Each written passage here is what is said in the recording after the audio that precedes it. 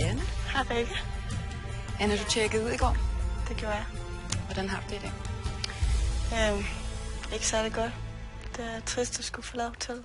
Føler du stadig, at du har noget at bidrage med på hotellet? Jeg har meget at bidrage med. Jeg vil fucking gerne hævne mig.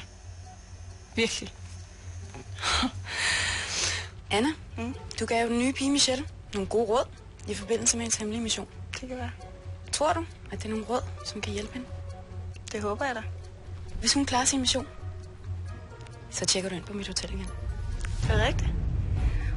Hvad siger du til det? Det kunne være dejligt. Der er ikke andet at gøre end at krydse fingre. I will.